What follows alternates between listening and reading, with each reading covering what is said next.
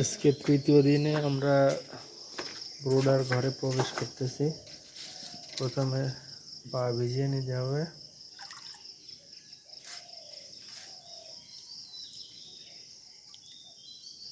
Potash পানি দিয়ে, যাতে জীবাণু স্পর্শ না করে পাখির।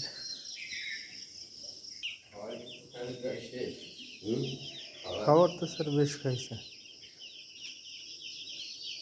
একটু উষুম হয়ে যাচ্ছে না একবারে কিছু কঠিন আমরা পাত্রগুলো বের করে ফেলে স্যার আমরা চেঞ্জ করে দেবো শুধু খাবার আর পানি যেটা দিচ্ছে পানিও তো না এখানে খাবার পাত্রগুলো বের করে দিলাম। এই যে দেখেন, খাবার পাত্রের ভিতরে তুষ উঠে গেছে, তো এই খাবার আর রাখা যাবে না। পানি দিয়েছিলাম 5.5 লিটার, পানিও শেষ, তুষ উঠাই ফেলছে। তো বোঝা যাচ্ছে বাচ্চাগুলো খাবার